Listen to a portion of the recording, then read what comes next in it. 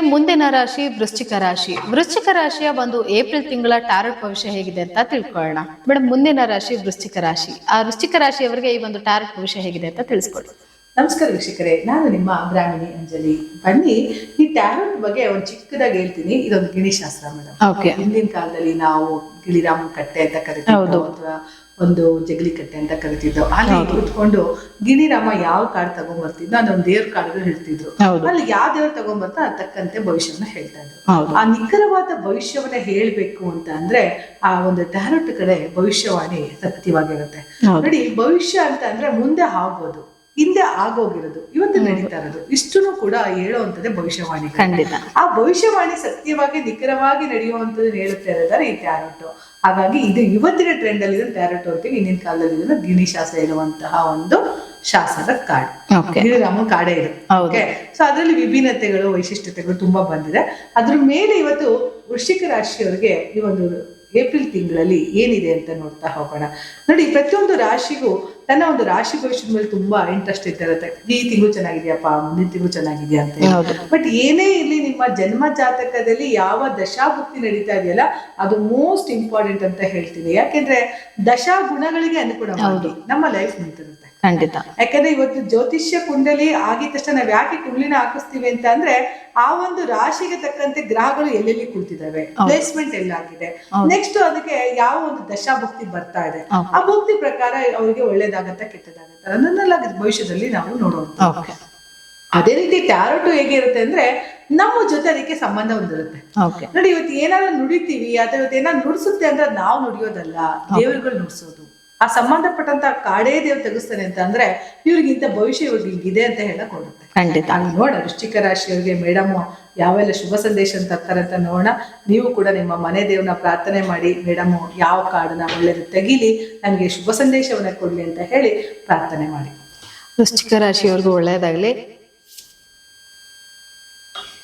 ನೋಡಿ, ಒಂದು ಹಣ್ಣನ್ನ ಬಿಟ್ಟಿರುವಂತಹ ಒಂದು ಫಲವತ್ತತೆಯನ್ನು ತುಂಬಿರುವಂತಹ ಒಂದು ಕಾಡು, ರಿಪ್ಪಿನೆಸ್ ಅನ್ನೋದು ಏನಂದ್ರೆ, ನೋಡಿ ಒಂದು ಫಲವತ್ತೆ ನೋಡಿ, ನೋಡ್ತಾ ಇದ್ದೀರಾ ಸೇಬಣ್ಣನ ಆಕಾರದಲ್ಲಿ ಫಲವತ್ತಾದ ಹಣ್ಣು ಅಂದ್ರೆ ಈಗೇ ನೀವು ಸಸಿಯಾಗಿದ್ರಿ, ಮರ ಮಾಡಿ ಬೆಳೆಸಿದ್ರಿ, ಕಷ್ಟಪಟ್ಟಿದ್ರಿ, ಅದು ಫಲ ಬಿಡುವ ಟೈಮು. ಖಂಡಿತ ವೃಶ್ಚಿಕ ರಾಶಿಯವರಿಗೆ ಒಳ್ಳೆ ಸುದ್ದಿ ಈ ಒಂದು ಏಪ್ರಿಲ್ ತಿಂಗಳಲ್ಲಿ ಸಿಗುತ್ತೆ. ಅನ್ಕೊಂಡದನ್ನ ಏನಾರ ಮಾಡುವಂತಹ ಸಾಧನೆ ಸಿಗುತ್ತೆ. ನೋಡಿ, ತುಂಬಾ ಜನ ಏನ್ ಮಾಡ್ತಾರೆ, ಪ್ರೀ ಪ್ಲಾನೆಡ್ ಮಾಡಿರ್ತಾರೆ. ಅಂದ್ರೆ ಪ್ಲಾನ್ ಯಾವುದೇ ಇರಲಿ, ಒಳ್ಳೇದೇ ಇರಲಿ ಕೆಟ್ಟದೇ ಇರಲಿ, ಪ್ಲಾನೇ ಅದು ಅಲ್ವಾ. ಪ್ಲಾನ್ ಇಲ್ಲದೆ ಯಾವುದೇ ಒಂದು ಕೆಲಸ ಕಾರ್ಯಗಳು. ಆ ಪ್ಲಾನ್ ನಾವ್ ಯಾವ ರೀತಿ ಯೂಸ್ ಮಾಡ್ಕೊಳ್ತೀವಿ, ಅದು ಒಳ್ಳೆ ರೀತಿಲಿ ಮಾಡ್ತೀವಾ ಕೆಟ್ಟ ರೀತಿಲಿ ಮಾಡ್ತೀವಾ ಅನ್ನೋದನ್ನ ನೋಡ್ಬೇಕು.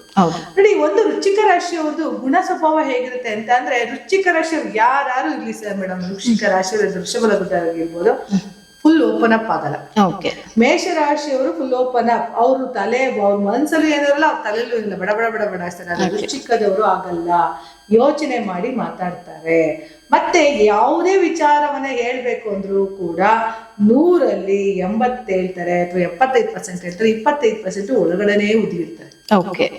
ಯಾಕೆಂದ್ರೆ ಆ ವೃಶ್ಚಿಕ ರಾಶಿ ಚೇಳು, ಹೌದು ಅಲ್ವಾ. ಸೊ ಅದು ಎಷ್ಟು ಅದ್ರ ಪಾಡಿಗದಿರುತ್ತೆ, ಅದಕ್ಕೆ ಕೆಣಕದ್ರೆ ಅದು ಕುಡಿಯಕ್ಕಾಗಲ್ಲ, ಕಚ್ಚೆ ವಿಷ ಅಲ್ಲಿಗೆ ಹೋಗ್ಬಿಡುತ್ತೆ. ಯಾಕಂದ್ರೆ ಹಾವು ಕಚ್ಚರು ಉಳಿಬೋದು, ಚೇಳು ಕಚ್ಚರ ಕಷ್ಟ. ಹಾಗಾಗಿ ನೋಡಿ, ಎಲ್ಲೋ ಒಂದು ಕಡೆ ಅವರ ಒಂದು ಚೇಳಲ್ಲೇ ಕೂಡ ವಿಷ ಇದೆ, ಒಳಗಡೆನೆ ಇದೆ ಅಂದಾಗ ಆ ವ್ಯಕ್ತಿಯ ಒಳಗಡೆನೂ ಕೂಡ ಕೆಲವು ವಿಚಾರಧಾರೆಗಳು ಇರುತ್ತೆ. ನೀವು ಯಾವ್ದನ್ನ ಯಾವ ರೀತಿ ತಗೊಳ್ತೀರ ಅನ್ನೋದ್ ಮೇಲೆ depend.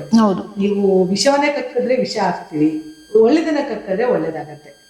So plus R minus ನಾವು ಬ್ರೀತ್ ಬಿಡೋ ತರ ಅಲ್ವಾ. ನಾವಿವಾಗ ಏನು ನಾವು ಆಕ್ಸಿಜನ್ ಅನ್ನ ತಗೊಳ್ತಾ ಇದೀವಿ ಅಂದಾಗ ನಮ್ಮಲ್ಲಿ ಇಂಗಾಲದ ಡೈಆಕ್ಸೈಡ್ ಹೊರಗಡೆ ಹೋಗ್ತಾ ಇರುತ್ತೆ. ಅದನ್ನ ಆಕ್ಸಿಜನ್ ಕೊಡೋದು ಯಾವುದು, ಹಸಿರು ಗಿಡಗಳು ಅಲ್ವಾ. ಹಾಗಾಗಿ ಎಲ್ಲೋ ಒಂದು ಕಡೆ ವೃಶ್ಚಿಕ ರಾಶಿಯವರಿಗೆ ಒಂದು ಫಲವತ್ತತೆ ಆದಂತಹ ಫಲ ನಿಮ್ಗೆ ಸಿಗುವಂತ ಚಾನ್ಸಸ್ ಇರೋದ್ರಿಂದ, ಹಿಂದೆ ಕಷ್ಟಪಟ್ಟು ಮಾಡಿಟ್ಟಿದ್ದನ್ನೆಲ್ಲ ಈಗ ಎಲ್ಲೋ ಫಲ ತಗೊಳ್ಳುವಂತಹ ಟೈಮು, ಅಥವಾ ಫಲ ಬಿಡುವಂತ ಟೈಮಲ್ಲಿ ನೀವೇನಾದ್ರು ಒಂದು ಕೆಟ್ಟದನ್ನ ಮಾಡ್ಕೊಳ್ಳುವಂತಹ ಸಮಯ ಬರಬಾರ್ದು ಅನ್ನೋ ಕಾರಣಕ್ಕೆ ಈ ಕಾಡನ್ನು ತೆಗೆದಿದ್ದಾರೆ. ಏಪ್ರಿಲ್ ತಿಂಗಳಲ್ಲೂ ಕೂಡ ನಿಮಗೆ ಒಂದು ಶುಭ ಸಂದೇಶವನ್ನ ಅಥವಾ ಶುಭ ವಿಚಾರಗಳನ್ನ ಅಥವಾ ನಾವು ಯಾವುದನ್ನ ಹೆಂಗೆ ತಗೊಳ್ತೀವಿ ಅನ್ನೋದ್ರ ಮೇಲೆ ಡಿಪೆಂಡ್ ಆಗಿ ಜೀವನ ನಿಂತಿರುತ್ತೆ. ಅದ್ರ ಮೇಲೆ ವೃಶ್ಚಿಕ ರಾಶಿ ನಿಂತಿರೋದ್ರಿಂದ ನಿಮ್ಮ ನಿರ್ಧಾರಗಳು ಕರೆಕ್ಟಾಗಿರ್ಲಿ, ತಗೊಳ್ಳುವಂತಹ ನಿರ್ಧಾರ ನಮ್ಮ ಭವಿಷ್ಯವನ್ನ ಹಾಳು ಮಾಡುವಂಥದ್ದಾಗಿರ್ಬಾರ್ದು. ಅಂದ್ರೆ ಭವ್ಯ ಬುನಾದಿ ನಾವಲ್ಲಿ ಹಾಕ್ತಿದೀವಿ, ನಮ್ಮ ಭವಿಷ್ಯ ಚೆನ್ನಾಗಿರ್ಬೇಕು ಅಂತಂದ್ರೆ ನಾವು ಹಾಕುವಂತ ಬುನಾದಿ ಕೂಡ ತುಂಬಾ ಚೆನ್ನಾಗಿರ್ಬೇಕು. ಆ ಬುನಾದಿಯ ಮೇಲೆ ನಮ್ಮ ಲೈಫ್ ನಿಂತಿರೋದ್ರಿಂದ ನೀವು ತಗೊಳ್ಳುವಂತಹ ನಿರ್ಧಾರ ಒಳ್ಳೇದಾಗಿರ್ಲಿ ಅಂತ ಹೇಳ್ತಾ ನನ್ನ ಮಾತನ್ನ ಮುಗಿಸ್ತಾ ಇದ್ದೀನಿ. ಧನ್ಯವಾದಗಳು. ನೋಡಿದ್ರಲ್ಲ ವೀಕ್ಷಕರೇ, ಈ ಒಂದು ವೃಶ್ಚಿಕ ರಾಶಿಯ ಟಾರೆಟ್ ಭವಿಷ್ಯ ಹೇಗಿತ್ತು ಅಂತ. ಹಾಗಿದ್ರೆ ಬನ್ನಿ ಮುಂದಿನ ರಾಶಿ ಬಗ್ಗೆ ತಿಳ್ಕೊಳ್ಳೋಣ.